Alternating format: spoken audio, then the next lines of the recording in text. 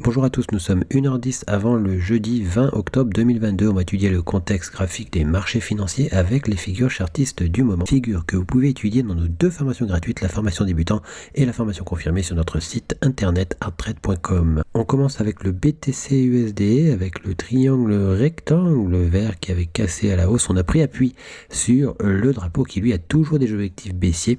On a opté pour ce scénario. On s'aperçoit qu'on a aussi trouvé une ligne oblique à 3 points, 1 point, 2 points, 3 points. On a pris appui donc sur quelque chose. On pourrait casser cette ligne oblique pour repartir à la hausse, mais il n'est pas impossible finalement de casser le triangle rectangle vers l'objectif chartiste du drapeau. Dans ce cas-là, eh bien, on arriverait sur l'objectif du plus bas du biseau ascendant. On s'aperçoit qu'il y a aussi une ligne horizontale à 1 point, 2 points au-dessus. Donc on a un plat au-dessus et un plat en dessous. Il s'agit donc d'un rectangle. Sur le THUSD, on a toujours le petit drapeau qui donne des objectifs baissiers. Le biseau descendant qui avait cassé à la hausse a eu du mal à franchir le plus haut d'après cassure, ce qui dénote une difficulté pour la hausse et il n'est pas impossible de venir invalider le biseau descendant. Dans ce cas-là, eh bien, on pourrait rejoindre l'autre côté du canal parallèle, donc le support. Par contre, si on cassait le canal parallèle à la hausse, eh bien, on aurait alors affaire à un drapeau bleu. On a aussi toujours le triangle symétrique qui donne des objectifs baissiers. On avait tapé le demi-objectif H de ce triangle symétrique. On s'aperçoit qu'on est aussi dans un canal avec une résistance à 1 point, 2 points, 3 points. Il n'est pas impossible de casser ce canal à la hausse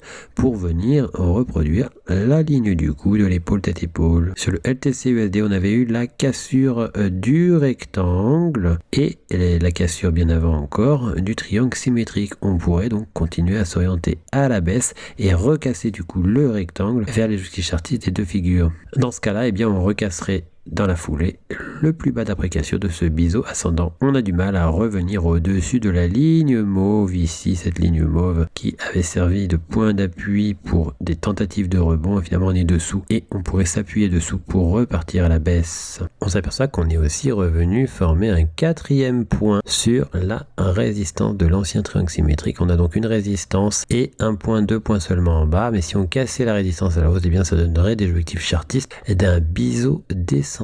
Sur le marché du gold en H1, on avait eu un canal parallèle qui avait cassé à la hausse, mais on n'a pas réussi à le casser durablement. Finalement, on a formé un canal parallèle beaucoup plus net et on oscille actuellement dans ce canal parallèle en direction de ce plus bas. Et on pense toujours à une retête de ce plus bas. En weekly, on voit que le plus bas, représenté en jaune ici, est le dernier plus bas d'après cassure de la ligne du cou du double top. Sur le silver, eh bien, on a recassé ce drapeau à la baisse et on pourrait arriver sur le plus bas d'après cassure, la première cassure ici. En daily, eh bien, on s'aperçoit qu'on pourrait finir par s'orienter sur l'objectif H du biseau d'élargissement ascendant à angle droit. Sur le WTI, on est toujours au sein du canal parallèle que l'on avait donc réintégré avec la cassure du biseau qui a permis d'exagérer sous le canal parallèle.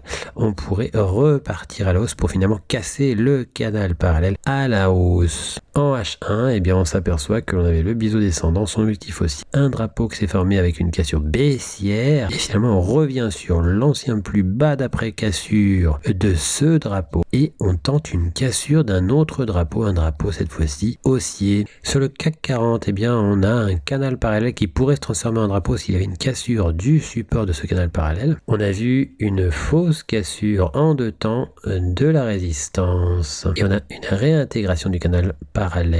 En H4, on s'aperçoit que le drapeau potentiel pourrait servir simplement de pullback un peu généreux pour la tasse avec anse avant la reprise de la baisse vers l'objectif H de la tasse. En H4, on s'aperçoit qu'on a aussi cassé le canal parallèle vert et que ce canal parallèle vert a été immédiatement réintégré. Sur le DAX, on a toujours les objectifs chartistes du triangle rectangle et l'objectif H du drapeau. En H1, on s'aperçoit qu'on a aussi un scénario en drapeau potentiel avec le support, la résistance 1 point, 2 points, incursion en deux temps au-dessus et réintégration donc du canal parallèle mauve. On est venu invalider le niveau d'invalidation de l'épaule tête-épaule. On s'aperçoit en daily que le drapeau potentiel se forme au contact du triangle symétrique et pourrait donc servir de simple pullback à ce triangle symétrique bleu. Sur le marché du FTSE, on est revenu encore sur le plus haut d'après cassure de la ligne oblique qui sert de ligne du coup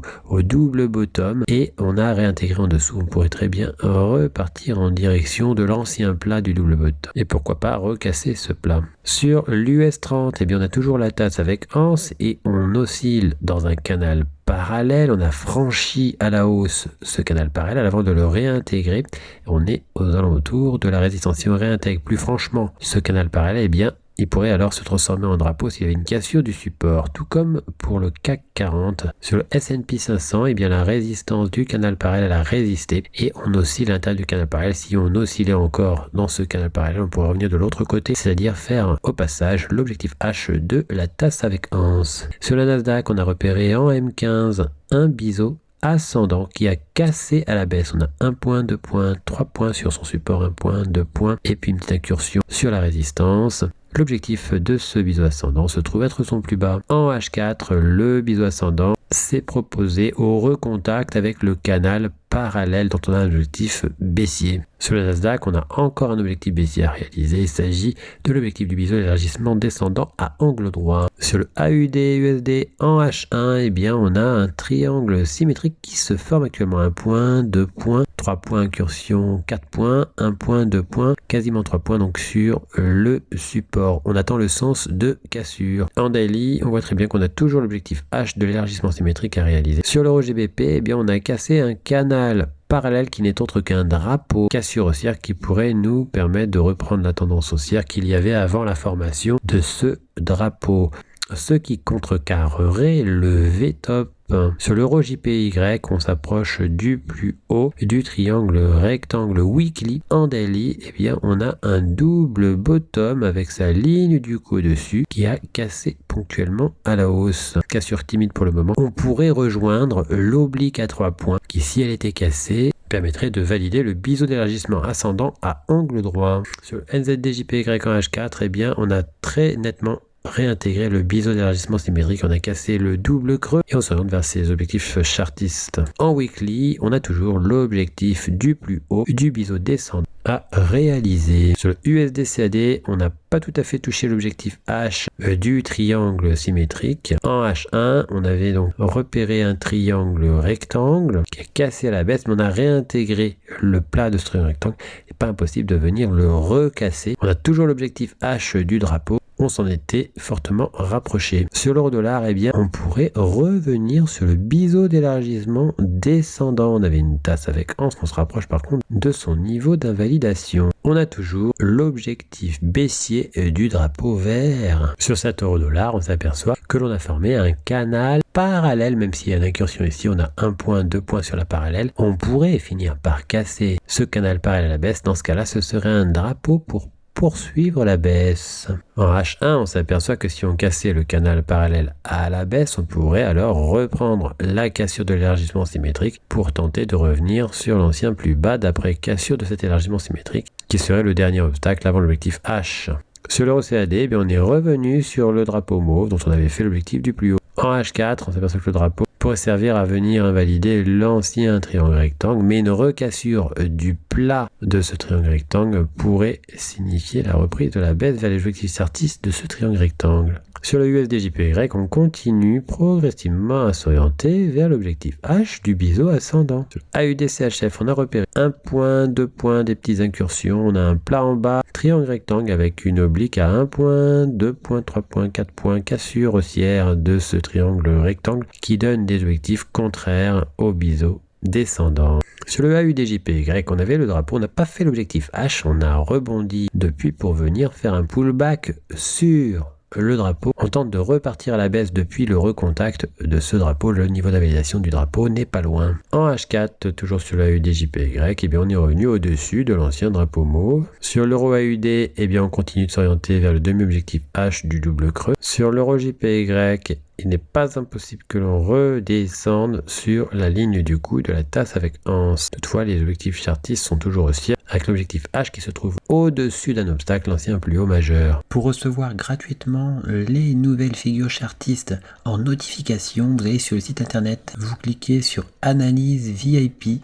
Une fois que vous êtes sur Analyse VIP, vous cliquez sur S'abonner et puis vous n'aurez plus qu'à vous inscrire ici, vous mettez un mail, un mot de passe, vous indiquez que vous n'êtes pas un robot et vous mettez s'inscrire. Vous serez alors abonné, vous recevrez toutes les notifications des nouvelles figures trouvées, que ce soit les figures chartistes ou les figures harmoniques. Figures que vous pouvez étudier gratuitement dans nos 2 formations gratuites, le niveau débutant et le niveau confirmé. On a encore 3 autres niveaux qui eux sont payants. En cliquant sur figures chartistes, vous arrivez sur la liste des figures chartistes du moment que l'on a posté. Vous retrouvez aussi les vidéos concernant les analyses chartistes du moment. N'hésitez pas à venir aussi nous découvrir sur notre blog, tout en haut ici, blog. Vous y trouverez nos derniers posts, les défis Art Trade, ainsi que toutes les nouvelles Art Trade. À bientôt sur notre site arttrade.com.